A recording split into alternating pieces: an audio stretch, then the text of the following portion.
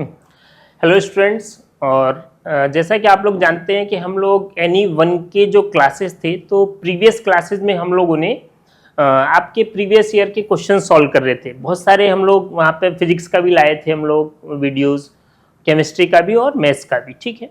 तो उनमें बहुत सारे बच्चों का कमेंट्स थे कि आप चैप्टर के पूरे कंटेंट्स को बताइए सर। तो आज का जो वीडियो है ये फिजिक्स से रिलेटेड है और नियरेस्ट एनी वन में जो फिजिक्स का सिलेबस है उसका जो फर्स्ट चैप्टर है उसको मैं वन शॉट में करने की कोशिश कर रहा हूँ यहाँ पे, ताकि बहुत ज़्यादा टाइम नहीं है हमारे पास तो उस टाइम को हम लोग कंज्यूम कर सकें और ज़्यादा से ज़्यादा बच्चे उसको, जो लोग ऑफलाइन में नहीं आ पा रहे वो उसको देख सकें, और जो लोग हमारे नियर बाय में है, पास में है, ऑफलाइन सेंटर में आ सकते हैं। जैसे कि एक सेंटर हमारा नाहरलगन में है, जी एक्सटेंशन के पास। वहाँ पे आपका न्यू बैच स्टार्ट होने वाला है दिस मंडे, जो अपकमिंग मंडे है। और जो ईटानगर ब्रांच है वहाँ पे चंदानगर में, वहाँ पे ऑलरेडी हम लोगों का बैच स्टार्ट हो गया है, बट यहाँ पे भी एडमिशन की लास्ट डेट आपकी मंडे तक है। तो जो भी इंटरेस्टेड हैं आके आप ऑफलाइन सेंटर में विजिट करिए, हमारे डेमो लीजिए और क्लास ज्वाइन करिए। और बाकी जो बच्चे नहीं आ सकते हैं उन लोगों के लिए हम लोग ये वन शॉट के वीडियो बना रहे हैं, ताकि चैप्टर के जितने भी इंपॉर्टेंट टॉपिक्स हैं कवर कर सकें और उससे रिलेटेड जो क्वेश्चंस हैं वो आप लोग आराम से उसको घर पे बैठ के भी कर सकते हैं। तो चलिए स्टार्ट करते हैं। और इस चैप्टर का जो आज जो हमारा चैप्टर है फिजिक्स का, इसका जो चैप्टर का नाम है यूनिट्स एंड मेजरमेंट। जैसे आप लोगों ने अगर बुक होगा तो आप लोग एक बुक जरूर ले लीजिए। अरिहंत का बुक मिलता है, बहुत सारी अलग अलग पब्लिकेशंस की बुक है, तो आप एक बुक ले लीजिए और उसके सिलेबस के अकॉर्डिंग आप उस पर प्रैक्टिस करते रहिए। ये जो वीडियो होगा इसमें हम लोग कंटेंट के बारे में बात करेंगे।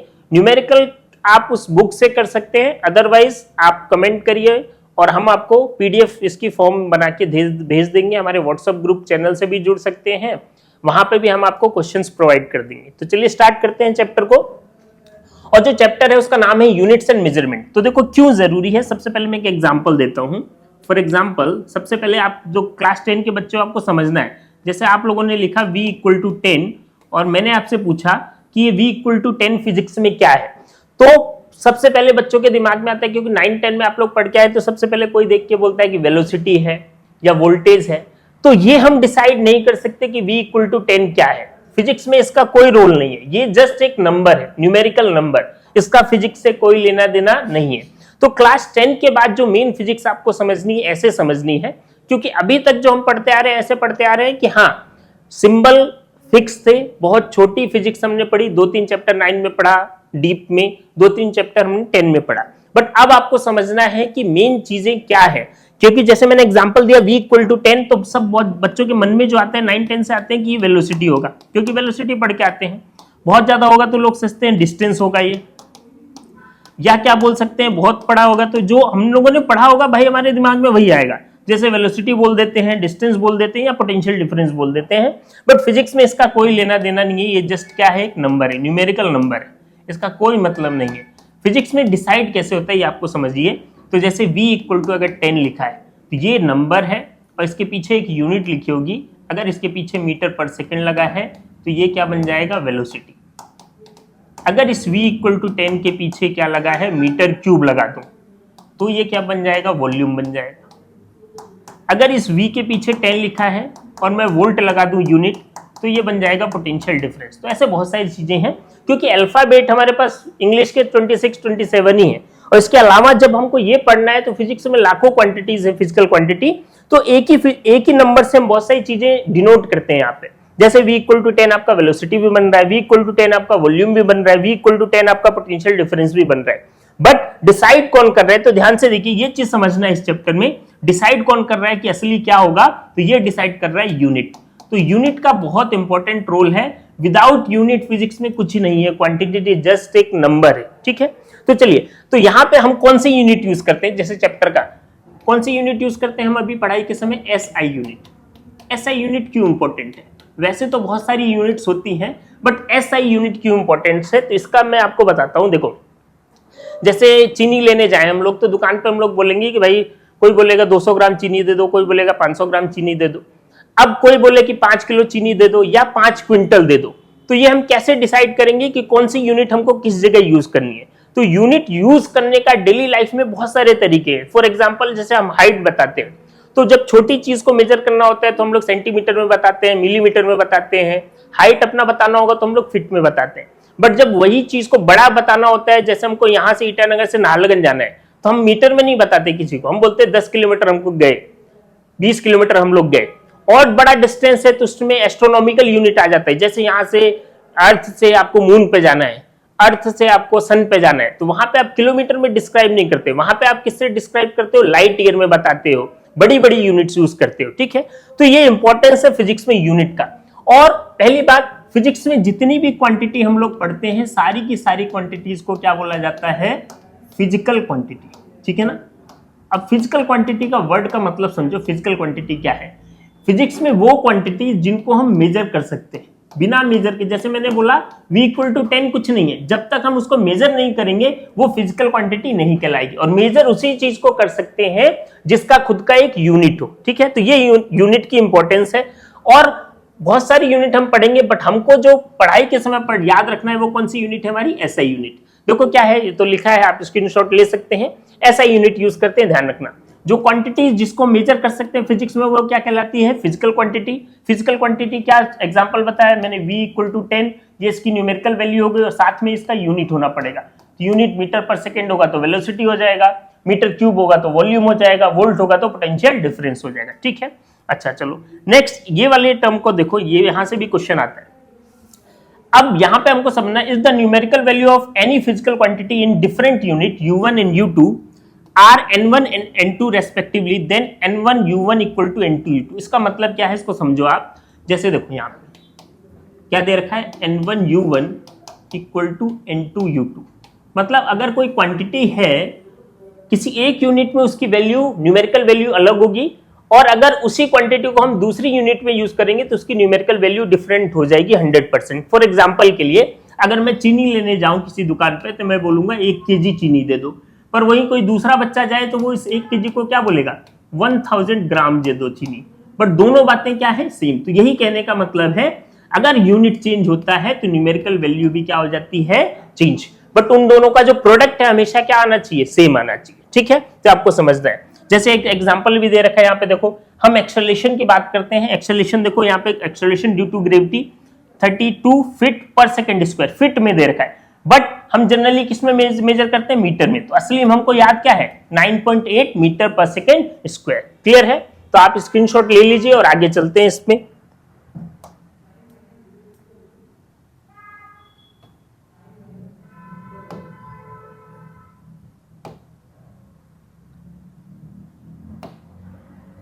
चलिए अब हम बात करते हैं कितने टाइप्स की यूनिट। यूनिट क्यों जरूरी है ये हमने बात करा। यूनिट बहुत इंपॉर्टेंस है फिजिक्स में, ध्यान रखना। सबसे बेसिक चैप्टर और यहाँ से 3 क्वेश्चन आपको एग्जाम में मिलेंगे।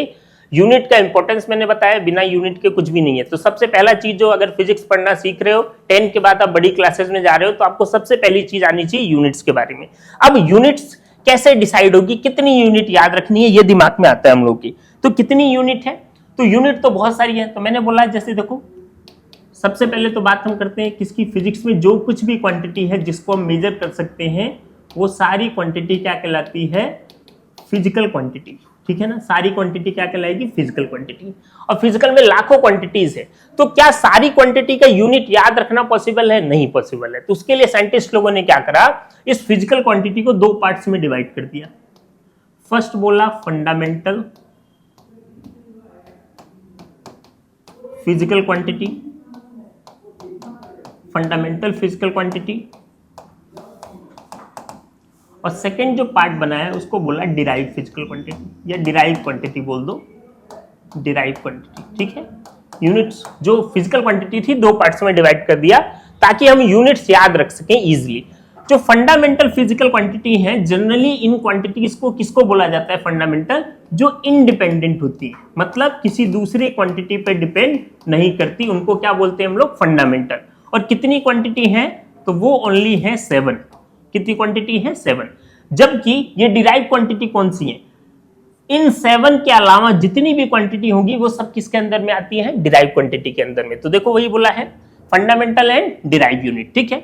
अब हम बात कर लेते हैं सिस्टम ऑफ यूनिट की। तो यहाँ पे क्या क्या यूनिट है, एक तो यूनिट हमने पढ़ लिया कौन सा, एसआई यूनिट, जो सबके लिए कॉमन है और हमको यही पढ़ना है। बट इसके अलावा भी कुछ यूनिट है, जैसे 3 सिस्टम बनाए गए हैं, फर्स्ट सिस्टम को बोलते हैं एफपीएस सिस्टम, सेकंड को बोलते हैं सीजीएस सिस्टम और थर्ड हमारा क्या है, एमकेएस सिस्टम। एफपीएस सिस्टम क्या है, तो देखो यहाँ पे लेंथ से स्टार्ट करना, एक ऐसा सिस्टम जिसमें जो लेंथ होता है वो फीट में मेजर करते हैं, ठीक है, देखो फुट में मेजर करते हैं, यहाँ पे लिखा है फुट में मेजर करते हैं। हाँ, मास जो है पाउंड में मेजर करा जाता है और टाइम जो है वो किस में मेजर करा जाता है, सेकंड में, तो उसको बोलते हैं एफपीएस सिस्टम, ठीक है। लेंथ किस में मेजर हो, फुट में, मास किस में मेजर हो, पाउंड में, और टाइम किस में मेजर हो, सेकंड में, तो उसको वो कौन सा सिस्टम कहलाएगा, एफपीएस।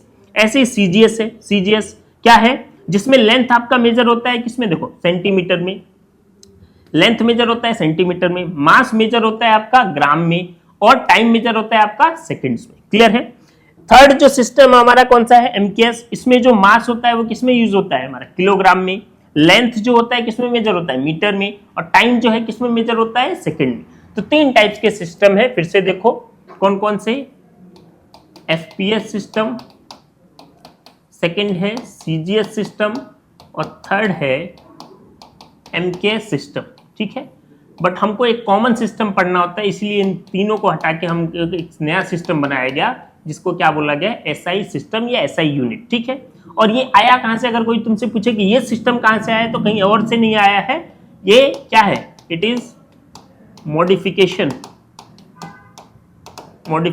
Of MKS. एमकेएस को ही मॉडिफाई करके क्या बना दिया गया, एसआई सिस्टम को आपको डेवलप करा गया है। क्लियर है। चलिए आगे चलते हैं, स्क्रीनशॉट ले सकते हैं आप लोग।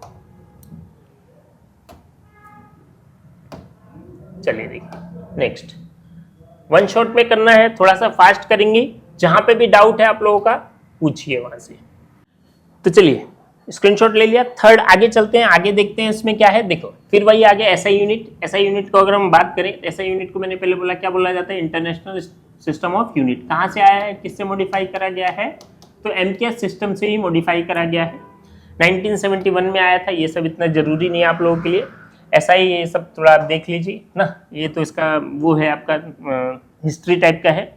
This system is widely use through out the world. क्यों बनाया गया, क्योंकि अलग अलग कंट्री में अलग अलग सिस्टम यूज करते थे। जैसे मान लो चाइना में एफपीएस यूज करते हैं, इंडिया में सीजीएस यूज करते हैं, दूसरी कंट्री में अलग यूज करते हैं, और सबको कॉमनली अगर वर्क करना है वर्ल्ड वाइड, तो हम लोग वर्ल्ड वाइड एक सिस्टम बनाया जिसका नाम क्या रखा है, एसआई। अच्छा देखो, the SI is based on the following 7 fundamental unit. मैंने बोला कितनी फंडामेंटल यूनिट है, 7, और 2 सप्लीमेंट्री यूनिट। तो यहां से ध्यान रखना, क्वेश्चन आपको जरूर पूछता है एग्जाम में सप्लीमेंट्री यूनिट का। तो चलिए हम देखते हैं आगे कितनी टाइप्स की यूनिट होती हैं, कैसी होती है, ठीक है। चलिए नेक्स्ट देखिए, स्क्रीनशॉट लेते रहिए आप लोग।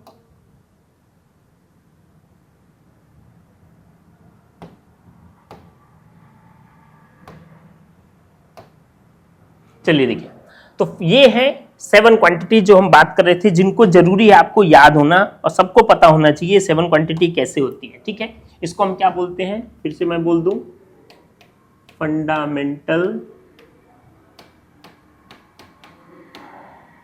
यूनिट या फंडामेंटल क्वांटिटी की जो यूनिट, कौन सी यूनिट यूज करते हैं, फिर से देखो एसआई यूनिट। और ये सातों तो आपको याद होनी चाहिए, क्योंकि बाकी सारी की सारी क्वांटिटी किसकी हेल्प से बनती है, इसकी हेल्प से बनती है। तो देखो फर्स्ट सीरियल नंबर देखें, मास की यूनिट क्या है, किलोग्राम, सिंबल क्या है, केजी, सबको पता है। सेकंड लेंथ की यूनिट क्या है, मीटर, सिंबल क्या है, मीटर, एम। थर्ड टाइम की यूनिट क्या यूज करनी है, second, symbol S. Fourth electric current, ठीक है, इसकी यूनिट क्या है, एम्पियर, सिंबल क्या है, ए। टेम्परेचर बहुत इंपॉर्टेंट है। देखो टेम्परेचर की यूनिट क्या है, केल्विन, और क्या यूनिट यूज करते हैं, के। इसके मैं थोड़ा सा बताता हूँ टेम्परेचर के बारे में, ध्यान रखो। देखो टेम्परेचर, यहाँ से क्वेश्चन आता है। टेम्परेचर का जनरल यूनिट जो हम पढ़ते हैं, जो हम देखते हैं कि अगर आपसे कोई पूछे कि आज का टेम्परेचर क्या है, कितना बताओगे, तो जनरल वे में हम क्या बताते हैं, हमेशा कौन सा यूज करते हैं, हम बोलते हैं 30 डिग्री है, 40 डिग्री टेम्परेचर है, या 15 डिग्री टेम्परेचर है, या 0 डिग्री टेम्परेचर है। हम डिग्री यूज करते हैं, और ये डिग्री बचपन से याद हो गया। डिग्री क्या है एक्चुअली में, डिग्री सेल्सियस है। क्या है, सेल्सियस। तो हम जो यूज करते हैं वो सेल्सियस यूज करते हैं, डिग्री सेल्सियस बोलते हैं। बट टेम्परेचर का सेल्सियस यूनिट नहीं है, एसआई यूनिट, क्योंकि एग्जाम में हमको क्या लिखना है, एसआई यूनिट। तो एसआई यूनिट क्या है, केल्विन। टेम्परेचर का जो एसआई यूनिट है जो एग्जाम में पूछा जाता है वो क्या है, केल्विन है। दूसरा और कौन सा होता है, तो 3 यूनिट होता है इसका फेमस, ध्यान रखना। फर्स्ट होता है डिग्री सेल्सियस, सेकेंड होता है डिग्री फ़ारेनहाइट और थर्ड होता है केल्विन, ठीक है। ये चीज पहली बात, 3 यूनिट होती है, डिग्री सेल्सियस, डिग्री फ़ारेनहाइट और केल्विन। दूसरा आपको पता होना चाहिए कि आइस पॉइंट क्या होता है, जो जहां पे आइस जम जाए, और दूसरा क्या होना है, स्टीम पॉइंट। तो आइस पॉइंट क्या होता है डिग्री सेल्सियस में 0 डिग्री, और डिग्री सेल्सियस में कितना होता है 100 डिग्री पे स्टीम हो जाएगा। फ़ारेनहाइट में कितना होता है 32 डिग्री फ़ारेनहाइट, और ये कितना होता है 212। केल्विन में कितना होता है तो 273 और क्या होता है 373। ये आइस पॉइंट हो गया केल्विन में, और ये क्या हो गया स्टीम पॉइंट। ये फ़ारेनहाइट का आइस पॉइंट और ये इसका क्या है स्टीम पॉइंट। जनरल वे में हम ये यूज करते हैं, क्लियर है। तो यहां से क्वेश्चन आपको पूछा जा सकता है, ठीक है। लास्ट देखो, अमाउंट ऑफ सब्सटेंस, ज्यादातर केमिस्ट्री में यूज होता है अमाउंट ऑफ सब्सटेंस, इसकी यूनिट क्या है मोल, सिंबल MOL। नेक्स्ट है ल्यूमिनियस इंटेंसिटी, इसकी यूनिट क्या है कैंडेला, रिप्रेजेंट कैसे करते हैं CD से, ठीक है, ध्यान रखना इसको। अच्छा, इसमें एक चीज और, ये करंट के बारे में बताता हूं। देखो करंट जो है एक्चुअली में मैंने क्या बोला था आपको, मैंने बोला था कि यहाँ पे ये जो यूनिट्स होती हैं, ये जो यूनिट्स होती हैं इंडिपेंडेंट होती हैं, बट करंट के केस में थोड़ा सा अलग है। करंट डिपेंड करता है किस पे, चार्ज और टाइम पे। किस पे डिपेंड करता है, चार्ज और टाइम पे। तो याद रखना, तो कभी कभी आपको एग्जाम में चार्ज की यूनिट पूछेगा, चार्ज की यूनिट बताओ, तो चार्ज की यूनिट आप करंट की यूनिट से बना सकते हो। तो ध्यान रखना, इसको अलग से याद ही रखो कि चार्ज को क्या लिख सकते हैं हम लोग I/T, और चार्ज की अगर SI यूनिट बनानी है तो करंट की यूनिट क्या है एम्पियर, और टाइम की यूनिट क्या है सेकंड। तो चार्ज के लिए हम क्या यूज करेंगे एम्पियर इंटू सेकेंड। वैसे तो चार्ज इंडिपेंडेंट है, चार्ज होना चाहिए, बट ज्यादातर जो हमारे फिजिक्स में लॉ है या यूजेस है वो किसके हैं, करंट के। इसीलिए करंट को किस में डाल दिया गया, फंडामेंटल में। बट चार्ज का ऐसा यूनिट ध्यान रखना, करंट से बनाया जाता है, और क्या हो जाता है एम्पियर इंटू सेकेंड। चलो इसका आप स्क्रीनशॉट ले लो, नेक्स्ट स्लाइड पे चलते हैं हम लोग।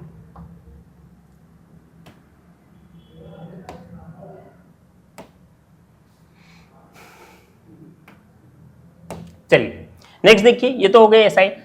अब क्या है 2 सप्लीमेंट्री यूनिट, यहां से एग्जाम में पूछा जाता है, ध्यान रखना SI। ये क्या है, सबसे बड़ी बात देखो, इसको समझो। एक सर्कल है, हम बचपन से पढ़ते आ रहे हैं, सर्कल में कुछ कुछ चीजें पता है, ये इसका सेंटर होता है। हम पूछते हैं सर्कल कितने डिग्री का होता है, जो बचपन से पढ़ते आ रहे हैं। तो टोटल एंगल हम किसी को पूछते हैं, तो टोटल एंगल हमको कितना बताता है वो 360 डिग्री बताते हैं। सर्कल का टोटल एंगल भाई कितना होता है 360 डिग्री। बट ध्यान रखना, क्या ध्यान रखना है कि एंगल का SI यूनिट, और बहुत सारे एग्जाम्स में पूछा गया एंगल का यूनिट, और यूनिट जैसे ही बोले तो ध्यान रखना कौन सी यूनिट की बात हो रही है, SI यूनिट, क्योंकि हमको SI यूनिट पढ़ना है। और SI यूनिट एंगल का डिग्री नहीं होता, वो क्या है रेडियन, क्या है रेडियन।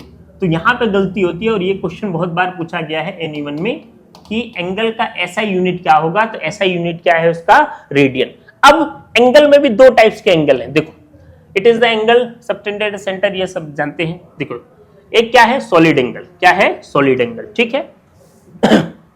सॉलिड एंगल, एक नॉर्मल एंगल जो होता है उसका क्या है रेडियन है। दूसरा सॉलिड एंगल क्या होता है, जैसे कोन वगैरह होता है, कोन टोपी बनाते हैं ना हम लोग, टोपी बनाते हैं, कोन होता है। तो कोन में जब एंगल बताना होता है तो हम लोग सॉलिड एंगल यूज करते हैं, और सॉलिड एंगल की यूनिट क्या है स्टेडियन। कैसे डिनोट करते हैं इसको, SR से। कैसे डिनोट करते हैं SR से। तो ध्यान रखना, इसको एंगल जो है इसको प्लेन एंगल भी कभी कभी एग्जाम में पूछ सकता है आपको। तो प्लेन एंगल का जो यूनिट है वो क्या है रेडियन, और सॉलिड एंगल का यूनिट क्या है स्टेडियन। तो ये दोनों बातें ध्यान रखना। अच्छा, अब रिलेशन क्या है ये भी देख लो, थोड़ा सा एग्जाम में पूछ सकता है। जो हम बचपन से पढ़ते आ रहे हैं, एक सर्कल जो होता है वो टोटल होता है 360 डिग्री का, और हमको तो पता है इसकी यूनिट रेडियन में है। तो रेडियन में इसकी पूरी वैल्यू क्या है, तो रेडियन में इसकी वैल्यू कितनी होती है 2 पाई। कितनी होती है 2 पाई। तो ये डिग्री और रेडियन का रिलेशन है। यहां से हम जानते हैं कि अगर 180 डिग्री बताना हो तो आधा कर दो भाई, तो ये भी पाई हो जाएगा। अगर 90 डिग्री बताना हो तो इसका भी आधा कितना हो जाएगा पाई/2। तो ध्यान रखना, या कभी कोई चेंज करना हो तो 1 डिग्री किसके इक्वल हो जाएगा 2 पाई डिवाइडेड बाय 360। तो याद रखना इस चीज को, रिलेशन। जब भी ऐसे बोल दे आपको कि 30 डिग्री को रेडियन में चेंज करो, रेडियन में चेंज करो, रेडियन में वैल्यू बताओ, तो 1 डिग्री की वैल्यू आपको पता है कितनी है 2 पाई बाय 360। तो 30 डिग्री की कितनी हो जाएगी, तो आप वैल्यू इनटू कर दो, तो कितना आ जाएगा 30 डिग्री इंटू 1 डिग्री की वैल्यू कितनी है 2 पाई बाय 360, तो 0 से 0 मर गया, 3 से काटा तो कितना हो गया 1 और 2 से काटा तो कितना 6, तो आंसर कितना आ गया पाई बाय 6। तो 30 डिग्री जो है रेडियन में वैल्यू कितना हो जाएगा उसका पाई बाय 6 हो जाएगा। क्लियर है, नोट करिए। चलिए नेक्स्ट देखिए,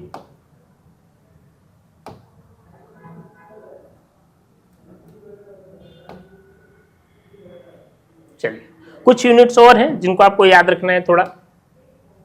देखिए क्या है, practical units of length mass and time. हाँ ये भी जरूरी है, यहाँ से क्वेश्चन आपको एग्जाम में पूछता है। सबसे ज्यादा जरूरी है लेंथ का। देखो लेंथ, मैंने बोला लेंथ की यूनिट बहुत सारी होती हैं, एक बार समझ लो क्यों जरूरी है। लेंथ जो होता है, छोटा यूनिट हम लोग mm यूज करते हैं, आप लोग सुना होगा मिलीमीटर, सेंटीमीटर, मीटर, किलोमीटर, ये सब होता है, ठीक है ना। बट बहुत लार्ज डिस्टेंस जब बताना हो तो हम लार्ज यूनिट यूज करते हैं।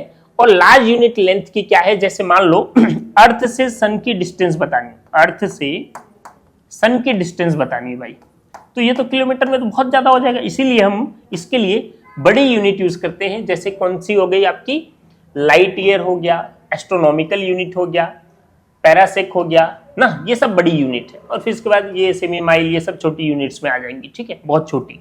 तो आपको कौन सा एग्जाम याद रखना है, लाइट ईयर। एक्चुअली में लाइट ईयर क्या होता है, अगर मैं आपको बोलूं कि लाइट ईयर होता है क्या है, तो लाइट ईयर को देखो एक बार समझ लो, आप इसको निकाल सकते हो लाइट ईयर को, बट आपको याद रखना है, ध्यान रखना है, डायरेक्ट वो याद रखना है। लाइट 1 लाइट ईयर किसकी इक्वल होता है 9.46 इंटू 10⁻15। आपको वैल्यू नहीं याद होने से इसको याद रखो, 9 के अप्रॉक्स होता है और 10⁻15 होता है, बड़ा होता है। फिर एस्ट्रोनॉमिकल यूनिट उससे छोटा होता है, ऐसे याद रखना है। फिर पैरासेक उससे छोटा होता है, ये याद रखना है, ठीक है, वैल्यू एग्जैक्ट याद नहीं होने से। लाइट ईयर क्या होता है, 1 लाइट ईयर। एक्चुअली में देखो 1 लाइट ईयर के मतलब क्या होता है, यही ज्यादातर एग्जाम में पूछता है 1 लाइट ईयर। तो 1 ईयर में कितना डिस्टेंस, स्पीड की वैल्यू क्या है, speed equal to distance by time. हमको क्या चाहिए, डिस्टेंस चाहिए, तो डिस्टेंस क्या हो जाता है, स्पीड इनटू टाइम। तो कितना डिस्टेंस, अर्थ से सन का डिस्टेंस निकालना है, डिस्टेंस। तो वहां पे दो चीजें काम आती हैं, एक तो स्पीड, और वो स्पीड में कितना टाइम लगा। जैसे अर्थ जो है कितना दिन होता है एक साल में, तो अगर हम बोले 365, जैसे यहाँ पे देखो 365 और 1/4, ये टोटल डेज होते हैं, ठीक है, ये टाइम हो गया एक साल का। और कितना उसने स्पीड यूज करा है, तो लाइट की स्पीड है, तो लाइट की स्पीड हम जानते हैं कितना होता है 3 इंटू 10⁸ मीटर पर सेकेंड। तो 1 लाइट ईयर की एक्चुअली में वैल्यू होती है, 1 लाइट ईयर की, इसकी स्पीड 3 इंटू 10⁸, और कितना टाइम लगा, 365 1/4। इसको जब सॉल्व करते हैं तब वैल्यू मिलती है ये, बट इतना करने का टाइम आपके पास एग्जाम में नहीं है। तो आपको याद रखना है 1 लाइट ईयर बड़ी यूनिट है, 1 लाइट ईयर डिस्टेंस की बड़ी यूनिट है, और डिस्टेंस की बड़ी यूनिट होने की वजह से कितना पावर होता है 10⁻15, सबसे बड़ी यूनिट। ऐसा एग्जाम में पूछेगा डिस्टेंस की सबसे बड़ी यूनिट हमारे पास क्या है, तो लाइट ईयर है, ठीक है। सबसे छोटी यूनिट क्या है, फेरमी। देखो ये 10⁻+15 है, ये क्या है -15, तो ये आपको याद रखना है। एंगस्ट्रॉम आपका -10 होता है, माइक्रोम, ये ध्यान रखना है, ठीक है। ऐसे ही मास का, तो मास इतना एग्जाम में नहीं पूछता, फिर भी ध्यान रखो। क्विंटल, भाई हम लोग केजी में बताते हैं 100 केजी, उसके बाद केजी से बड़ा हो जाता है जब 100 केजी से, तो किसमें जाता है, क्विंटल में जाता है, मेट्रिक टन में जाता है। 1 एटॉमिक यूनिट, ये याद रखो, हाँ ये एग्जाम में पूछ सकता है 1 एटॉमिक यूनिट, क्योंकि केमिस्ट्री का भी है, तो आपको एग्जाम में ये पूछ सकता है 1 एटॉमिक यूनिट। पाउंड की वैल्यू इतनी जरूरी नहीं है, ये देख सकते हो, ठीक है। फिर नेक्स्ट आ जाओ आप यहाँ पे टाइम के प्रैक्टिकल यूनिट। 1 ईयर, ये तो हमको पता है कितना दिन होता है, ये लूनर मंथ, ये याद रख सकते हो, 1 लूनर मंथ, सोलर डे ना, सोलर डे में कितना टाइम होता है, ये भी याद रख सकते हो। लीप ईयर आपको पता ही है। 1 सेक, हाँ ये एग्जाम में इंपॉर्टेंट है, ध्यान रखो। 1 सेक किसके इक्वल है, तो 10⁻⁻8 सेकेंड के इक्वल है। क्लियर है। तो चलिए नेक्स्ट स्लाइड पे चलते हैं, स्क्रीनशॉट ले सकते हैं आप लोग।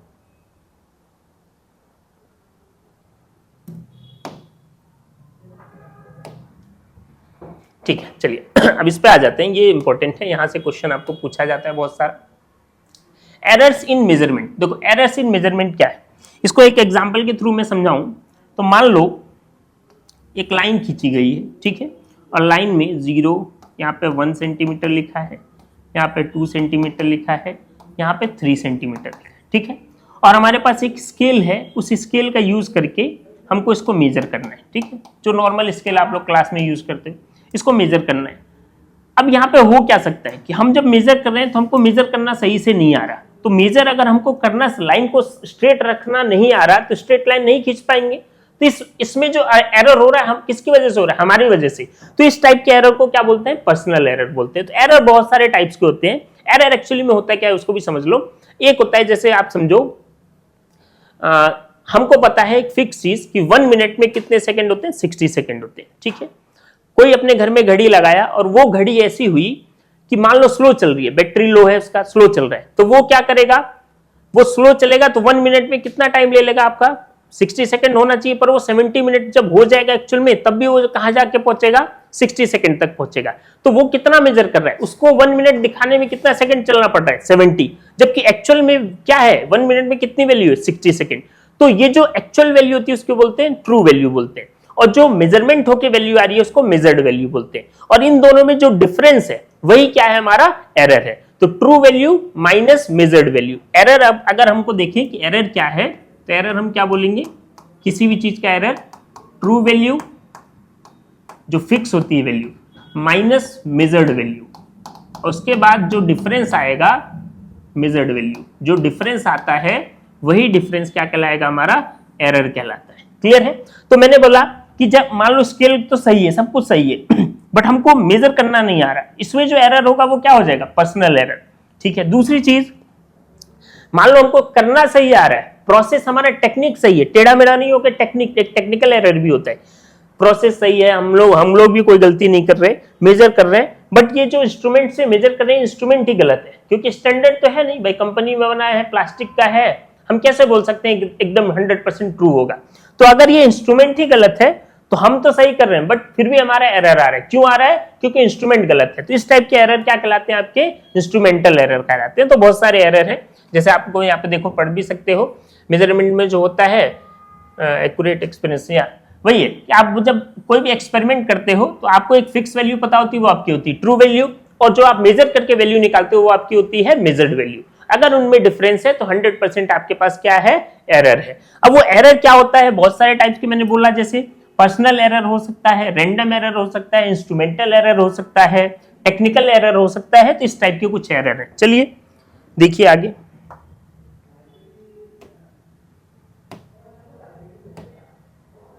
चलिए अब जो हमारे सिलेबस से रिलेटेड है वो मैं आपको बता रहा हूँ, वो कुछ एरर, नाम तो बहुत सारे हैं, जैसे मैंने आपको बोला पर्सनल एरर है, रैंडम एरर है, इंस्ट्रूमेंटल एरर है, टेक्निकल एरर है, पर वो एग्जाम में पूछे नहीं जाते। एग्जाम में क्या पूछा जाता है, देखो, तो एग्जाम में एक एरर आता है जिसको बोलते हैं एब्सोल्यूट एरर। क्या बोला जाता है, देख लो, एब्सोल्यूट एरर, ठीक है। और यहां से इंपॉर्टेंट है, यहां से क्वेश्चन आता है, ठीक है। एब्सोल्यूट एरर, एब्सोल्यूट एरर कैसे निकालेंगे, तो देखो, सबसे पहले आपको कुछ वैल्यूज दी रही होंगी, कोई भी चीज की कुछ वैल्यू है, मान लो A1 A2 A3 बहुत सारी दे रखी, n तक दे रखा है। तो सबसे पहला काम 4 स्टेप में इसको करना है, 3 स्टेप में कर सकते हैं। स्टेप 1, सबसे पहला काम क्या करना है कि जितने भी वैल्यू दे रखी उन सारी वैल्यू का एक मीन वैल्यू निकालना है, ए मीन। अब मीन कैसे निकालते हैं, number of observation divided by, क्या बोलते हैं भाई, नंबर ऑफ ऑब्जर्वेशन, जितने भी ऑब्जर्वेशन दे रखी है आपको, डिवाइडेड बाय टोटल ऑब्जर्वेशन। मान लो 5 ऑब्जर्वेशन दे रखा है तो नीचे 5 आ जाएगा, और जितने भी नंबर ऑफ ऑब्जर्वेशन है सबको प्लस कर देंगे, तो जो वैल्यू आएगी वो क्या हो जाएगी, ए मीन। क्या हो जाएगी, ए मीन। ए मीन कैसे निकालेंगे, number of observation divided by total observation, ठीक है, समझ गए, फर्स्ट स्टेप। उसके बाद क्या करेंगे, देखो आगे, स्क्रीनशॉट ले लो उसका। उसके बाद क्या करेंगे आगे, देखो, हाँ, आपके पास क्या आ गया स्टेप 2 के लिए। फर्स्ट आपने क्या निकाल लिया, स्टेप 1 में मीन निकाल लिया, जितने भी एरर दे रखे थे सबको प्लस करा, मीन निकाल लिया, ठीक है। फिर क्या निकालना है, डिफरेंस निकालना है। क्या निकालना है, डिफरेंस।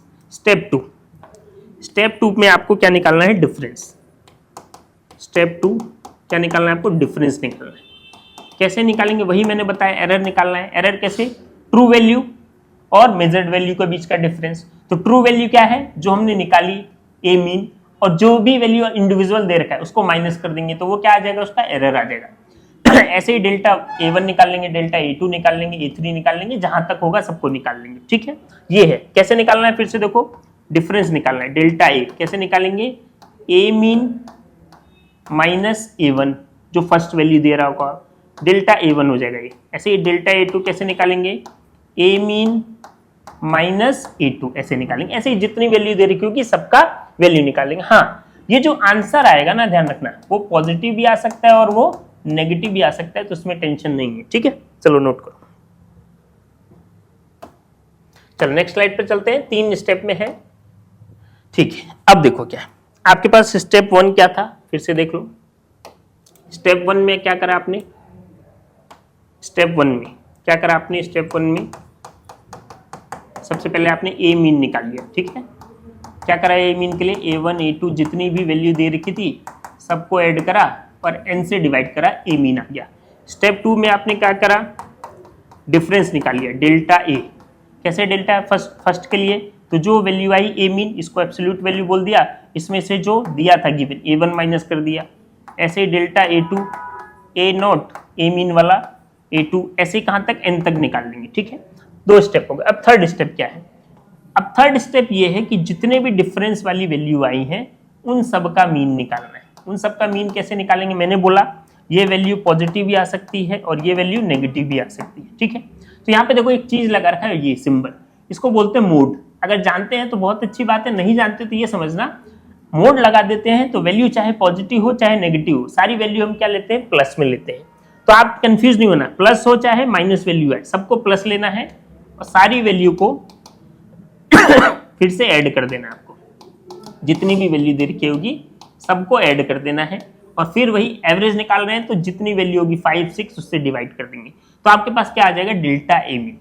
अब इसके बाद हम निकाल सकते हैं एब्सोल्यूट एरर, और यहां से एब्सोल्यूट एरर क्या मिलेगा, ये 3 स्टेप के बाद एब्सोल्यूट एरर हमको क्या मिलेगा, एब्सोल्यूट एरर कितना हो जाएगा, ए mean plus minus delta A mean. जो फर्स्ट में आया ए मीन और प्लस माइनस लगा के जो उसका डिफरेंस का मीन आया वो, तो ये हमारा क्या बनता है, एब्सोल्यूट एरर।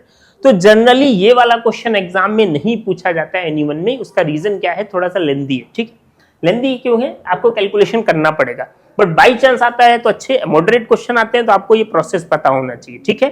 3 स्टेप में है, आप समझ सकते हैं, बट ये लेंदी है। अब इस क्वेश्चन कहां से आएगा, तब तो क्वेश्चन कहां से आता है, इसके बाद आपको जनरली एग्जाम में डायरेक्ट आपको क्या मिलेगा, एब्सोल्यूट एरर गिवन होगा। और जब एब्सोल्यूट एरर गिवन होगा तो उसके बाद कुछ एरर आपको पूछे जाते हैं, जैसे क्या, देखो स्क्रीनशॉट ले लो उसका, आगे चलते हैं। देखो उसके बाद क्या है, यहां पर समझो इस चीज को, ठीक है।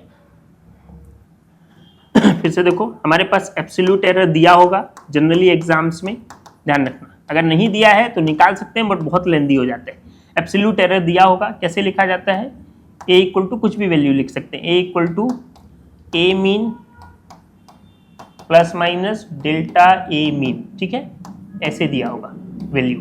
तो जो फर्स्ट वैल्यू होती है बड़ी होती है, जैसे मैं एक एग्जांपल दूं तो ऐसे दिया होगा, ए इक्वल टू 5 प्लस माइनस 0.5, ऐसा हो सकता है या कुछ भी हो सकता है यहाँ पे, बट ध्यान रखना फर्स्ट वैल्यू बड़ी होती है, सेकंड वाली प्लस माइनस के बाद छोटी वैल्यू होती है, वो डेल्टा ए की होती है। डेल्टा का मतलब छोटा होता है, ध्यान रखना, ए का बड़ा होता है, ठीक है। एब्सोल्यूट एरर दिया होगा, फिर आपको क्या निकालना है वहां से, तो वहां से आपको निकालना है रिलेटिव एरर। क्या निकालना है, रिलेटिव एरर, ठीक है। फर्स्ट एब्सोल्यूट एरर जो मेन इंपॉर्टेंट है, एब्सोल्यूट के बाद एग्जाम्स में जो पूछा जाता है एब्सोल्यूट, रिलेटिव और परसेंटेज। तो एब्सोल्यूट एरर हो गया, उसके बाद रिलेटिव एरर। रिलेटिव एरर क्या करेंगे, जस्ट यहाँ पे एब्सोल्यूट एरर से निकलता है, ये जो वैल्यू है इसको इससे डिवाइड करते हैं। देखो डेल्टा ए मीन को ए मीन से डिवाइड करते हैं, जो आगे की वैल्यू है, तो क्या मिल जाता है हमको, रिलेटिव एरर मिल जाता है। क्या मिल जाता है, रिलेटिव एरर। देख लो फिर से, रिलेटिव एरर कैसे आएगा, रिलेटिव एरर जो भी एरर दे रखा होगा, जैसे ए इक्वल टू मैंने बोला ए मीन होगा प्लस माइनस डेल्टा ए होगा, तो आपको क्या करना है, एब्सोल्यूट एरर के लिए जो छोटी वाली वैल्यू है डेल्टा ए, उसको मीन वैल्यू से डिवाइड कर देना है, तो आपको क्या मिल जाएगा, रिलेटिव एरर, ठीक है। थर्ड आपका है परसेंटेज एरर, ये सेकंड हो गया। थर्ड आपका है क्या, परसेंटेज एरर, ठीक है। परसेंटेज एरर, परसेंटेज एरर कैसे निकालेंगे, जो रिलेटिव एरर आया डेल्टा ए डिवाइडेड बाय ए, उसी को 100 से मल्टीप्लाई कर दो, तो ये क्या बन जाएगा, परसेंटेज एरर। तो ध्यान रखना, आप सीधा भी कर सकते हो, परसेंटेज एरर जो है वो एक्चुअली में है क्या? तो ये चीज तो क्या है, रिलेटिव एरर। जो रिलेटिव एरर है उसी को 100 से अगर मल्टीप्लाई कर दें तो वो क्या बन जाएगा, परसेंटेज एरर बन जाएगा। क्लियर है?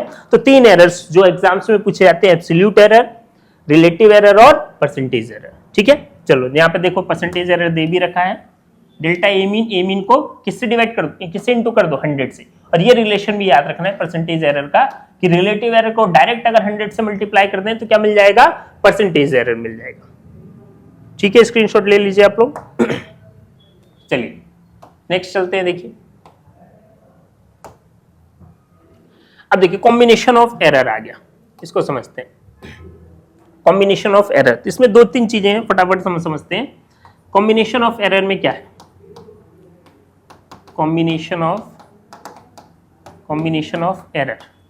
तो इजी वे में मैं आपको समझा रहा हूं। मान लो कोई एरर दे रखा है, एक कोई एरर है ए, जस्ट सिंपल समझो डायरेक्ट ना, ए दे रखा है 20 ± 0.1। ठीक है, और एक कोई एरर दे रखा है बी, वो दे रखा है 30 ± 0.4। ये मान लो किसी का मास ही दे रखा है, कोई एक बॉडी है जिसका मास ये हो गया kg और ये बॉडी हो गया, इसका मास हो गया ये kg। ठीक है, और आपको बोला अगर इन दोनों बॉडी को मिला दें तो मास क्या होगा। तो इसका मतलब आपको क्या बोल रहा है कि एडिशन करना है, क्योंकि दोनों बॉडी के मास को मिला रहे हैं। तो एरर में एडिशन हो सकता है, सब्ट्रैक्शन हो सकता है, मल्टीप्लिकेशन हो सकता है और डिवीजन हो सकता है, चारों चीजें हो सकती है। ठीक है, तो मैं डायरेक्ट एक एग्जांपल से समझा रहा हूं कि अगर 2 मासेस दे रखे किसी बॉडी का, एक फर्स्ट बॉडी है ए, उसका मास दे रखा है 20 ± 0.1 kg, ये क्या हो जाएगा मेरा मीन वैल्यू, ये क्या है डेल्टा मीन, ध्यान रखना। ऐसे ही इसका ये मीन वैल्यू, ये क्या है डेल्टा मीन।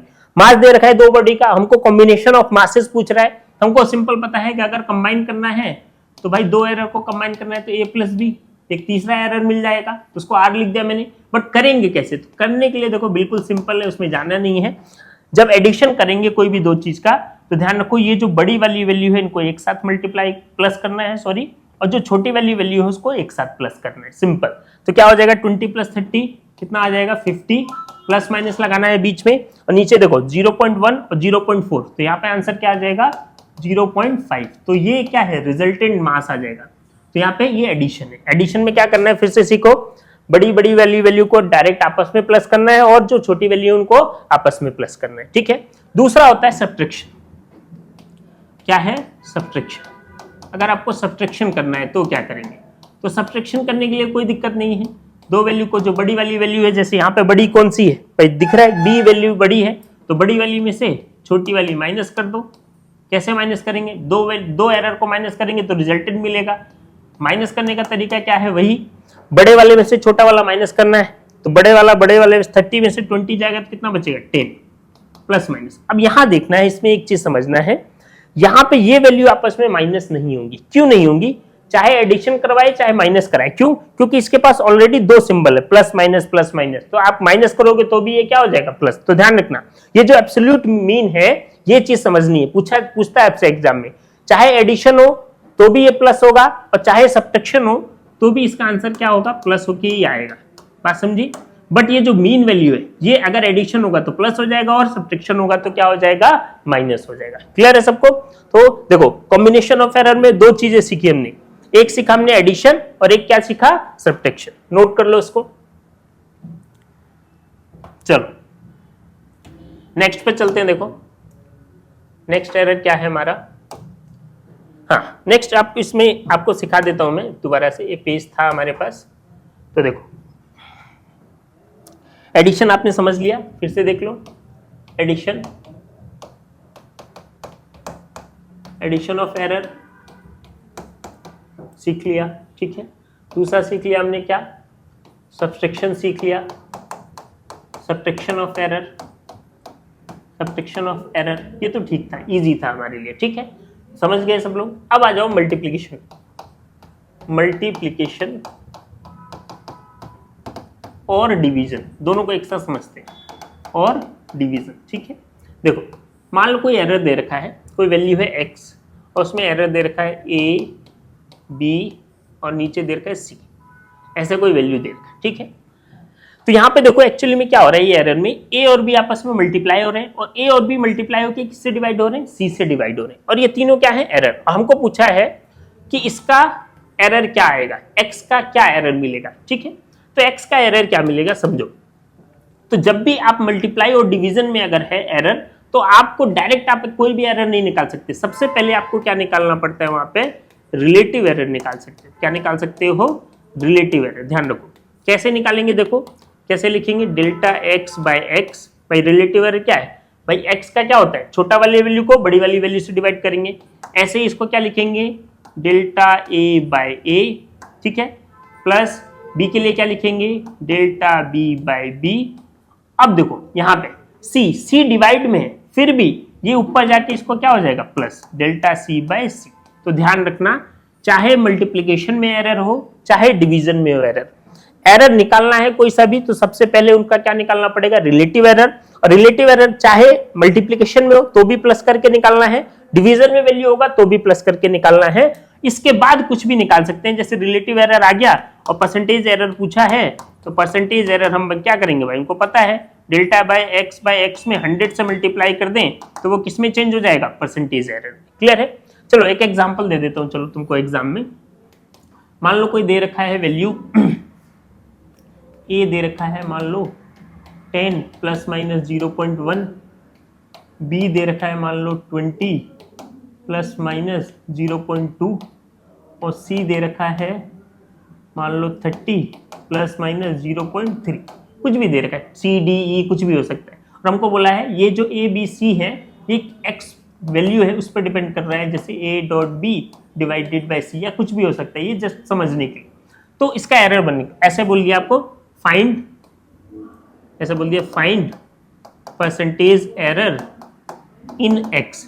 देखो ये क्लास 11 और नीट में आता है, फिर भी देख लो आप समझ सकते हो इसको, find percentage error in x. अब यहाँ पे एक्स किस पे डिपेंड कर रहा है, ए पे, बी पे और सी पे। तो एक्स क्योंकि मल्टीप्लिकेशन और डिवीजन में है तो हम डायरेक्ट नहीं निकाल सकते इसका एरर, तो हमको रिलेटिव एरर निकालना पड़ेगा। कैसे निकालेंगे, तो मैंने बोला ऐसे लिखो डेल्टा एक्स बाय एक्स, ऐसे लिखेंगे delta A bye A, relative error ए का, रिलेटिव एरर बी का क्या हो जाएगा, डेल्टा बी बाय सी, और सी का क्या हो जाएगा, डेल्टा सी बाय सी। ठीक है, निकाल दो delta A bye A. Delta A कितना है बोलो तो 0.1 डिवाइडेड बाय 10 प्लस इसका 0.2 डिवाइडेड बाय 20, इसका 0.3 डिवाइडेड बाय 30।